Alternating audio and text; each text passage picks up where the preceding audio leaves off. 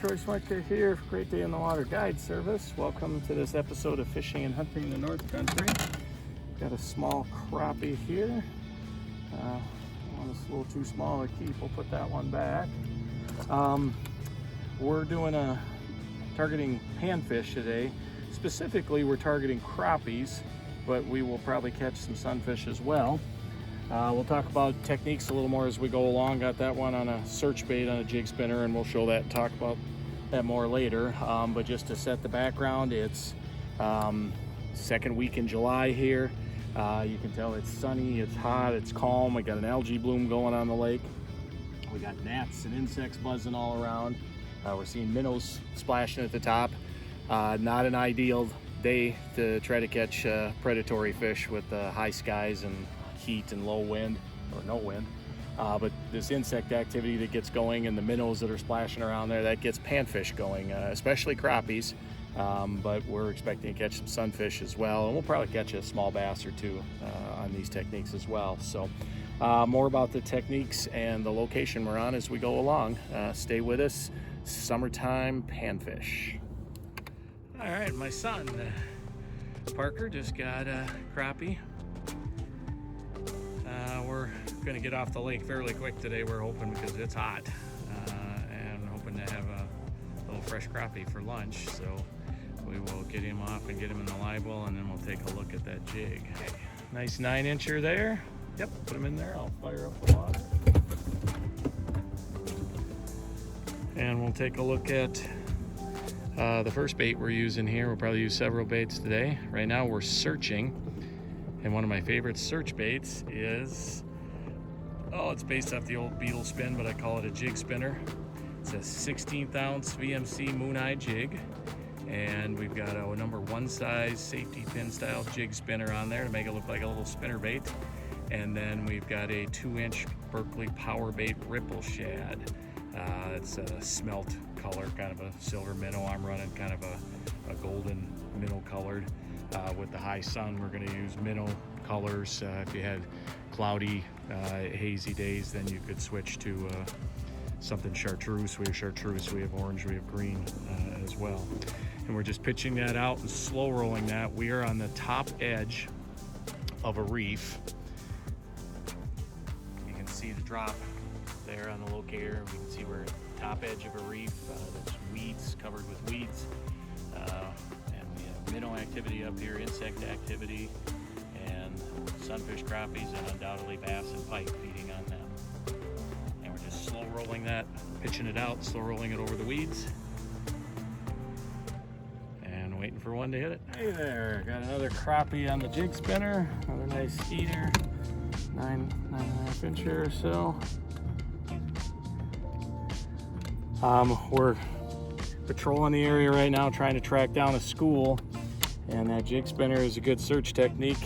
You pitch it out, you slow roll it with your rod at a 90-degree angle to the line, and sunfish will tip, tip, tip, tip, and sometimes you have to kind of give them the rod a little bit, and they'll eventually get it.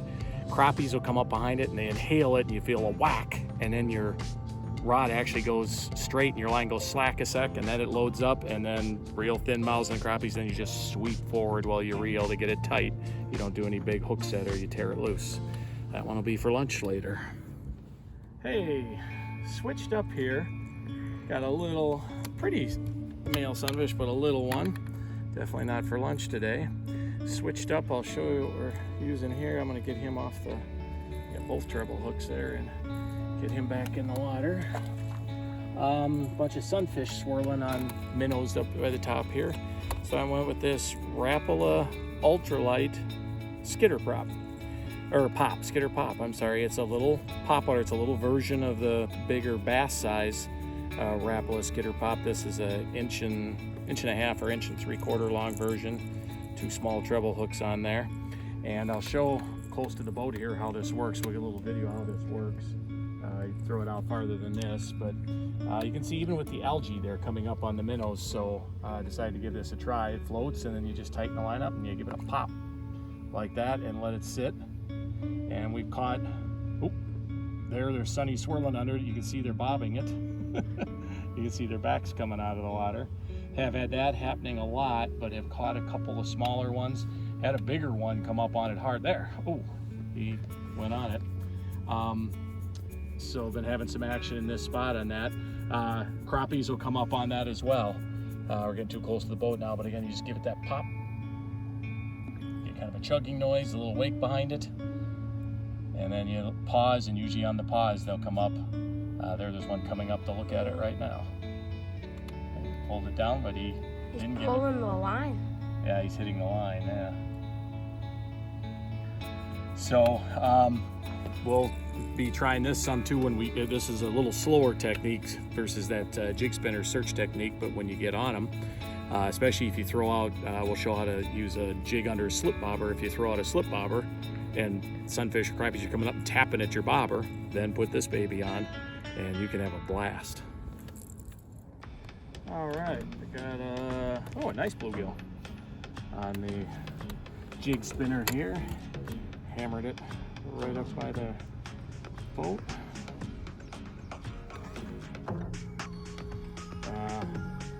I prefer, this time of year, I prefer keeping crappies over sunnies, so we're gonna let him go, but that would be a good eater.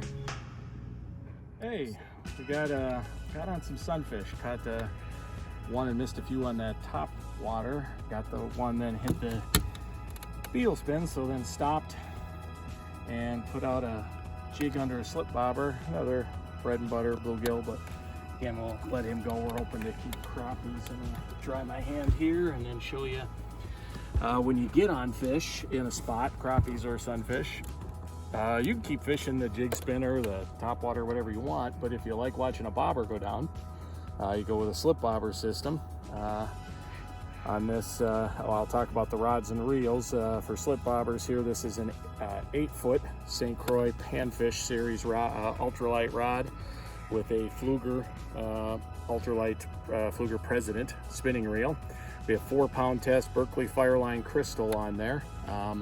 With these advanced line guides on this light little panfish rod in this Fireline, you can cast light little baits as far as you can cast big stuff with bigger gear. That's really nice, and it's super light. You can fish it all day and hardly know what's in your hand.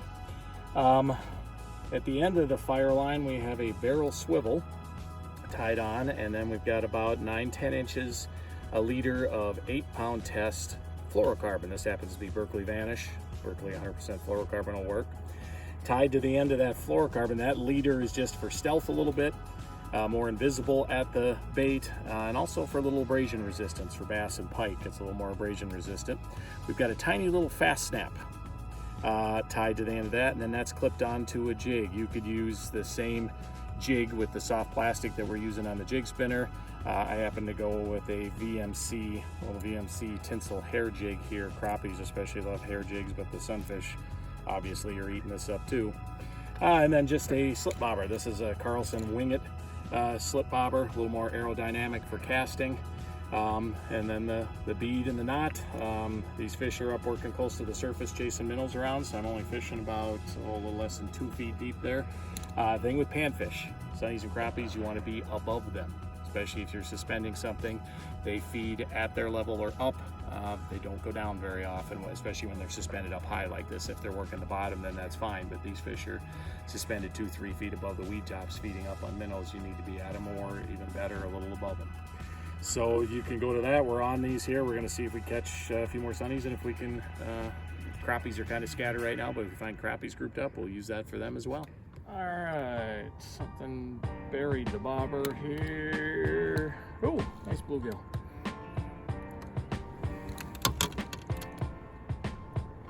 Again on that little VMC kind of tinsel hair jig, suspended a couple feet under a bobber. Nice bread and butter eater bluegill there. Hey there, I got hammered. Thought I was gonna have a bass, but a nice sunfish. There, drilled that jig spinner. We're having to kind of stop. We found a couple spots we stopped and catch a few fish, but then I think we spook them and they move. So then we have to move again. So we've been using this search technique quite a bit, but that's, if you're gonna eat bluegill, that's a nice size sunfish there. My son, looks like you get down in the weeds, just keep steady pressure up. Yeah, there he's trying to break loose. My son on the jig spinner has something big on. It's in the weeds down below the boat, but he saw it. It was a bass. There, it's loose, isn't it? I'm gonna have to turn this off to net that. We don't want to break that off. We'll get a look at it when we get it in. All right, there, we wanted to net him. We already had one break earlier. I had one break a hook right off in that little 16-ounce jig, so we didn't want to lose any gear here.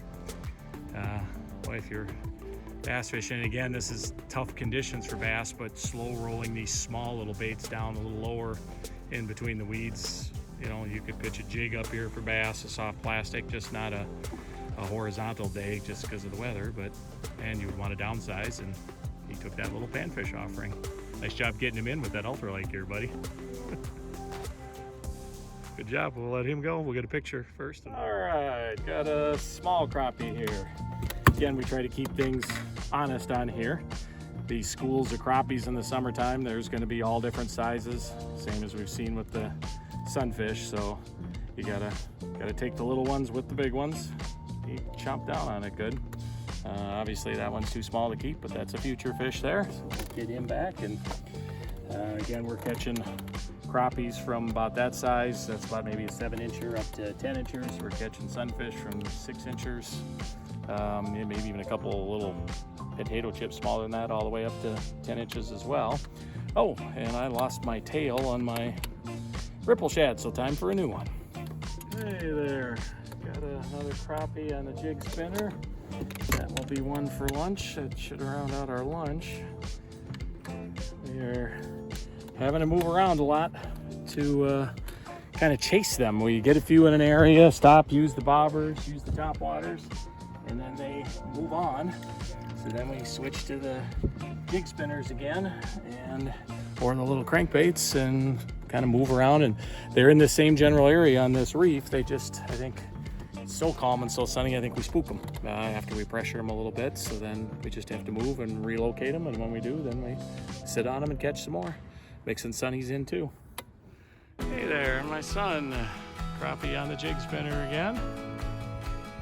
Oh, you said he hit that right by the boat, buddy? Followed it right up. All right. It's been not hot and heavy. It's been kind of slow and steady. But pretty much I got a crappie or a sunny on all the time. Good job, pal. Hey, what do we got? A nice sunny here. Hit that jig spinner. Still mixing them up. Sunnies and crappies combined. Hey, right by the boat here, crappie drilled the jig spinner. That's 3 crappies fairly quick here, so we're gonna sit in this spot. Oh, there, a bass just surfaced. I don't know, so little wind, I don't even know if we'll need the spot lock, but if we need to, we'll use it. And we're gonna try some slip bobbers here and see if we can get some that way. All right. Got a couple, well, 3 pretty quick on the jig spinner, so we stopped here, threw out the bobber, and boy, that didn't take long. I'm using that little, same thing I was catching some sunnies on earlier, that little tinsel hair jig from BMC underneath the slip float. And classic crappie bite. You can see it's dead calm, bobber sitting there, and all of a sudden the bobber tipped on its side. That's the crappie coming up underneath, grabbing the jig, taking the weight off the bobber. And then he took off with it, and the bobber tipped back up and went down. Nice soft sweeping hook set, another crappie. All right, my son here started moving around again, and another search bait we hadn't tried yet today. We tried, and boy, it was the second cast. We'll get that crappie off. We'll throw him in the live well. That'll be our end of our meal.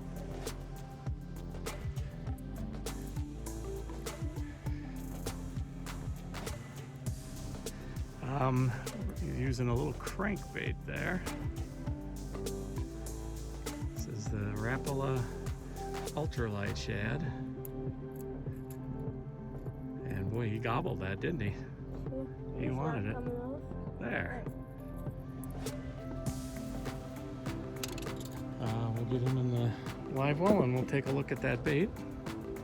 Yeah, nice eater, 9-incher there. All right, let's take a look at that bait.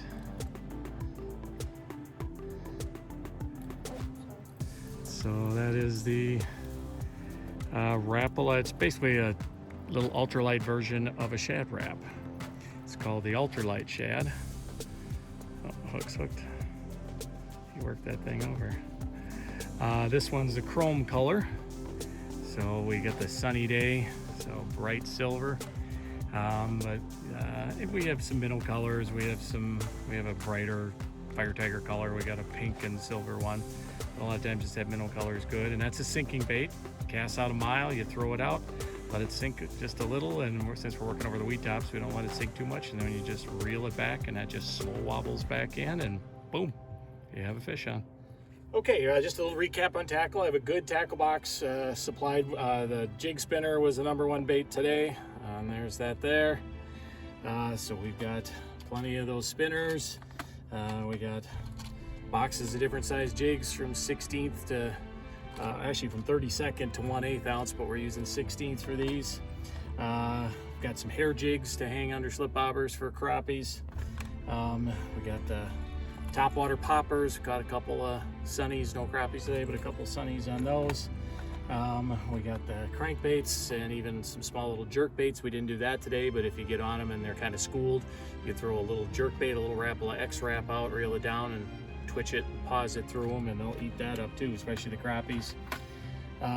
Good supply of slip bobbers. I like those Carlson wingets, just easier for casting. And then all kinds of Berkeley power bait. We've got the ripple shads.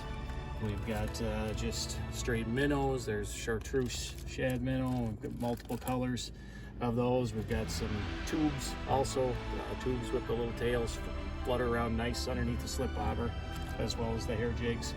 And then even though the power bait's infused, the bait is infused with power bait, we're also using Berkeley Gulp spray, and every once in a while just spraying them down, getting a little scent on them as well, just to make it more attractive. So the other big thing is have a good rod and reel system to deliver this on. We're using St. Croix's Panfish series.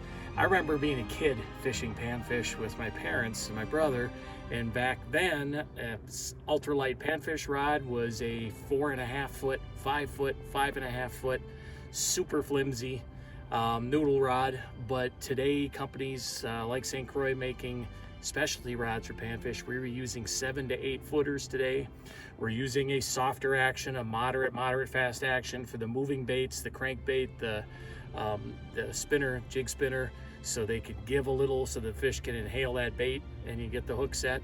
And then we're using a much stiffer, a fast or even extra fast action tip on the ones when we're using a slip bobber, or we're popping that topwater bait just for less bend to get that hook set, or to pop that topwater popper. So they're specialty rods. Look up St. Croix, look to their Panfish series. The rods are so light, you can fish with them all day long. They've got a very reasonable price point on them. And the longer rods are definitely the way to go for pitching. You don't have to sit and whip to get light gear out there, light little baits out there. With that 4-pound test fire line, just a nice little soft lob cast, and you can throw baits out there 40, 50 feet easy. 16th ounce, 32nd ounce baits. And be able to fish them back to the boat, get the fish hooked up, and it even handled a couple of nice bass. They're still strong enough to handle a couple of nice bass we got today. Hope you enjoyed this episode. For Parker Smutka behind the camera, I'm Troy Smutka, Great Day on the Water Guide Service. Thanks for watching our show about midsummer panfish. It was a quick one because we got out here early. We planned on leaving. You can see the conditions, hot, sunny, calm. It's a water skiing day. Wake boats are starting to show up. So it is time for us to go. We caught some fish, sunfish and crappies. Kept a fresh meal. We're going to get out of here early, go back and have some fish for lunch, and get in the air conditioning. Until our next episode, I will see you out there somewhere. Good luck.